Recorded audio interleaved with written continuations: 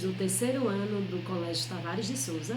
Hoje eu estou aqui para a gente revisar um assunto das últimas aulas, que é justamente interpretação textual. Nos últimos capítulos, vimos a linguagem e seus sentidos e as figuras de linguagem.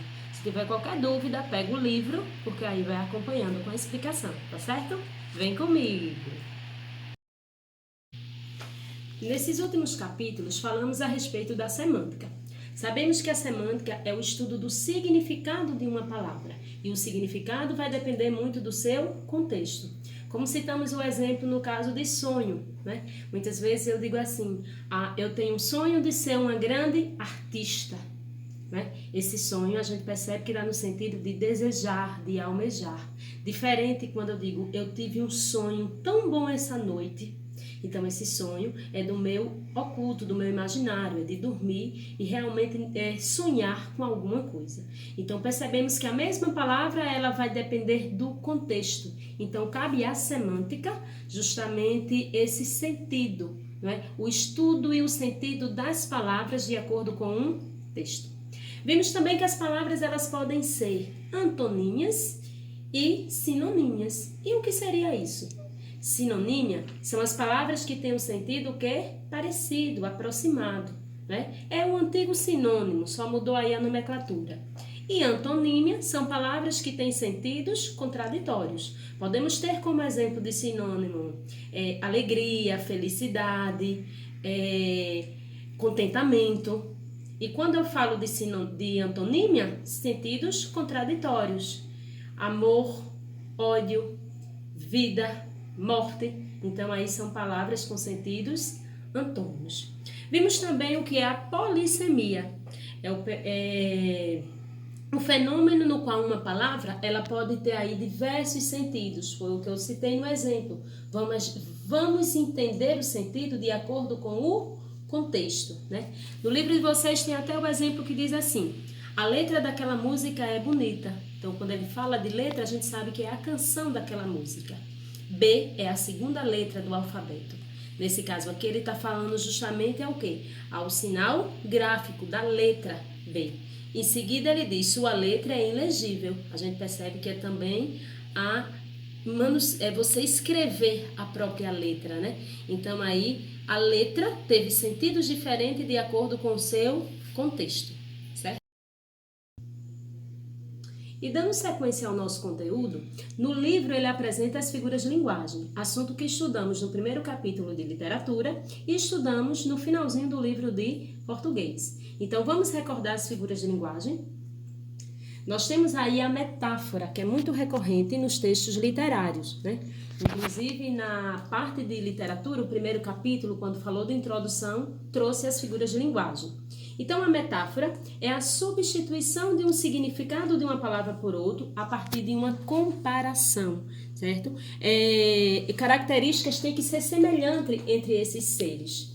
O que a gente vai perceber aqui? A metáfora, ela se difere da comparação. Por quê? A comparação, ela possui conectivo. Já a metáfora, ela é uma comparação subentendida. Não está expressa o próprio conectivo. Observe esse poema que diz assim, ó: os poemas são como pássaros que chegam, não se sabe de onde, e pousam nos livros que lê. Quando fechas o livro, eles alçam voo, como de alçapão. Eles não têm pouso nem porto. Alimenta-se um instante em cada par de mão e partem. E olhas. Então, essas tuas mãos vazias no maravilhoso espanto de saberes que o alimento dele já estava em ti, Mariquitana. A gente percebe que ele faz a comparação do poema com os pássaros, que a gente não sabe quando chega e como e na mão que vai pousar, na mão de quem realmente vai ler, né? Então é uma comparação, só que ele não utilizou conectivo.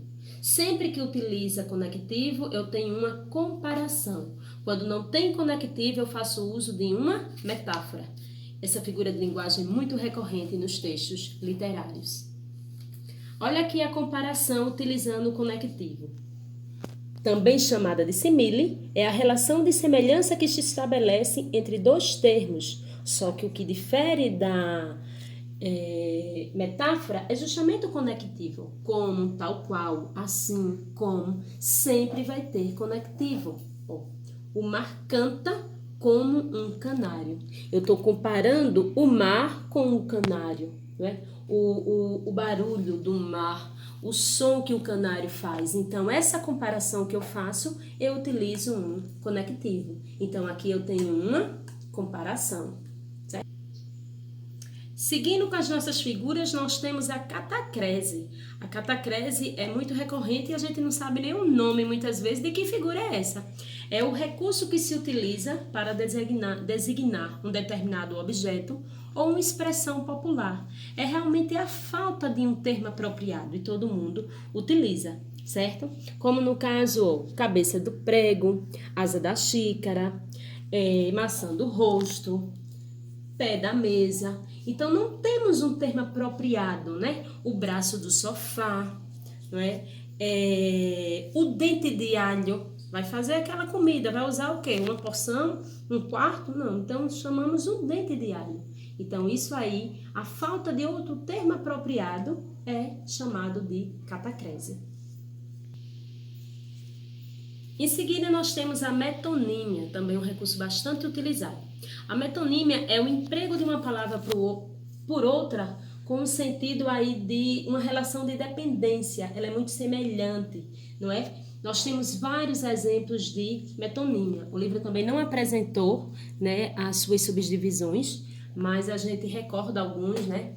Quando a gente fala assim, eita, vou colocar Nescau no meu leite. Na verdade, Nescau é uma marca. Você coloca achocolatado. Nesse momento, você faz uso da metonímia, ou seja, a substituição de um termo por outro com uma o quê? Dependência. Então, nesse momento aí, aqui também, ó, tem um exemplo. Senhora, partes tão tristes, meus olhos por vós, meu bem.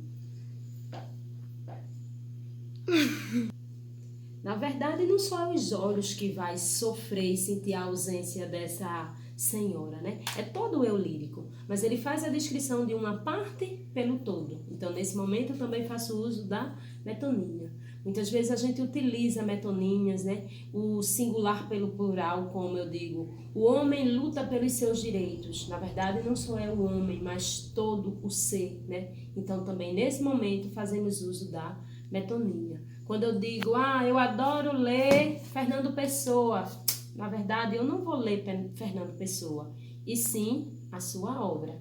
Então, aqui eu também faço uso da metonímia. Aqui nós temos alguns exemplos, né? Como eu já disse, o autor pela obra. Eu adoro ler Fernando Pessoa. Aqui ele diz, ler Clarice Lispector é um projeto desafiador.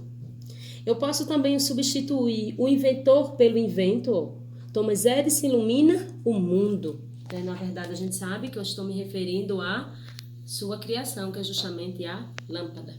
Lugar pelo produto. O jantar foi acompanhado de um saboroso porto. No caso aqui eu estou fazendo referência a um vinho do Porto. Estou dizendo a origem desse produto. O efeito pela causa. Conseguimos sucesso com bastante suor. Na verdade, não é o suor que vai construir a casa, né? Mas, na verdade, é o trabalho braçal. Aqui, ó, o continente pelo conteúdo. Beber o cálice todo. Na verdade, ninguém bebe o cálice. Na verdade, bebemos o líquido que está no cálice, né? O instrumento pela pessoa que utiliza. Os microfones foram atrás dos jogadores. Na verdade, não é os microfones, e sim os repórteres, né? Uma parte pelo todo. Várias cabeças pensando para solucionar o problema. Na verdade, não só é a cabeça, mas todo o ser humano. Nós temos aqui, ó, o singular pelo plural, como eu já disse, né? Aqui ele tem um exemplo. A mulher foi chamada para ir às ruas na luta por seus direitos. Na verdade, não foi uma mulher, mas está representando todas as mulheres. A marca pelo produto, ó, minha filha adora Nescau. Né? Até o cotonete que falamos, né, de forma bem natural. Pega aí o cotonete. Na verdade, cotonete também é a marca, sabiam? Porque, na verdade, o cotonete é o quê? Hastes flexíveis com pontas de algodão. Imagina que nome imenso, né, pessoal? Mas quando fazemos uso da palavra cotonete, também é uma metonímia. Aqui nós temos, ó, a espécie pelo indivíduo, o homem foi a lua, né? Também estamos fazendo uso da metonímia. E o símbolo para a coisa simbolizada. A balança penderá para o seu lado. Na verdade, a balança faz referência à justiça. Então, nós temos muitos exemplos de metonímias. E nós temos a sinestesia, que é a associação de sensações, que é percebida por diferentes órgãos de sentido, né? Nós temos 5 sentidos, então ele faz essa fusão. No caso aqui, ó, um cheiro verde de mato exalava no ar. Então, para fazer sentir o cheiro, não é? Eu faço uso do olfato. E quando ele diz que é verde, eu preciso aí da visão. Então, tem essa mistura que é chamada de sinestesia. Também é muito recorrente aí no período do simbolismo. Também ele diz, ó, a maciez branca da sua pele era imaculada. Então, a maciez eu preciso de quê, gente? Do tato. E branca, novamente, da visão. Então, essa mistura de sensações é chamado de sinestesia.